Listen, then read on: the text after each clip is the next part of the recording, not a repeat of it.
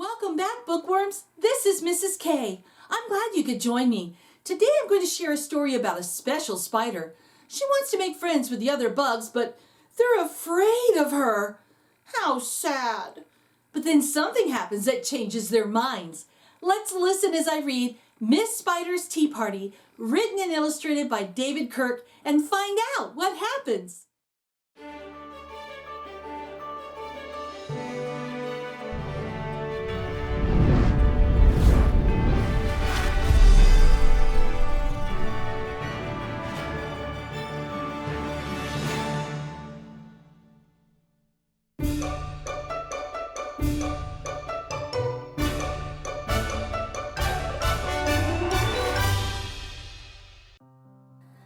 One lonely spider sipped her tea while gazing at the sky. She watched the insects on the leaves and many flying by.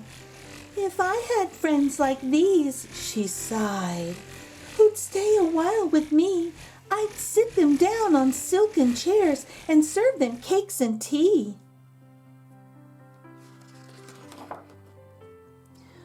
Two timid beetles, Ike and May, crept from the woodwork that same day, but when Miss Spider begged, "Please stay," they shouted, "Oh no!" and dashed away.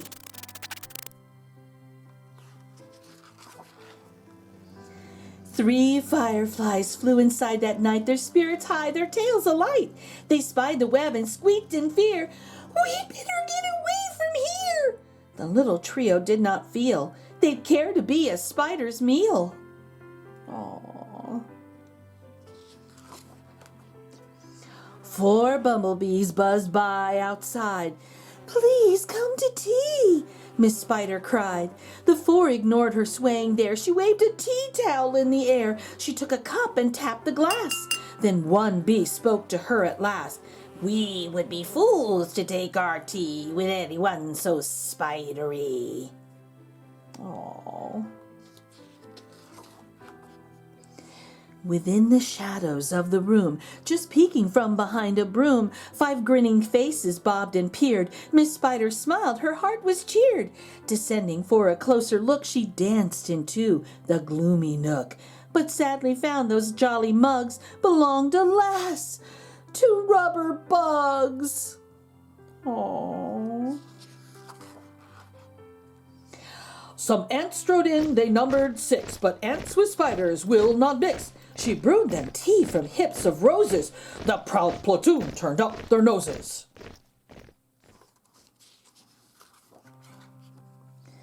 A fine bouquet concealed its prize of 7 dainty butterflies. Miss Spider, watching from the wall, was not aware of them at all. Let's count them. 1, 2, 3, 4, 5, 6, and 7. Boy, very cleverly hidden. The tea table was set for 8 with saucers, cups, and silver plate. The cakes were fresh, the service gleamed, yet no one would arrive, it seemed. Her company in no demand left her a cup for every hand. Those cakes look yummy. Poor Miss Spider. 9 spotted moths kept safe and warm in shelter from a thunderstorm. They stood beneath an open sash and watched the jagged lightning flash. Miss Spider dropped down on a thread, a silver tea tray above her head. She hoped to please them, but instead... Uh-oh. Oh no! They flew away in mortal dread. That means they're scared. "They've left me all alone," she cried. She dabbed her eyes and sadly sighed. "It's plain no bug will ever stay." Her tears splashed down upon the tray. Oh. 10 tiny steaming cups of tea were perched atop her trembling knee. She sipped and sobbed and then heard a cough and turned to see a small wet moth. A fragile thing so soaked by rain, his wings too damp to fly again. Oh no, he doesn't look like he's happy. She smiled and took a checkered cloth to cloak the frail and thankful moth. They talked and snacked on tea and pie until his tiny wings were dry. Then lifting him with tender care, she tossed him gently in the air. Look at the smile on her face. The moth told Ike, then Ike told May, who went from bug to say, "There is no reason for alarm. She's never meant us any harm." So later on that afternoon, assembled in the dining room, 11 insects came to tea to share Miss Spider's courtesy. Oh, nice. 12 tender violets in a vase, presented at Miss Spider's place, set by her chair so newly spun.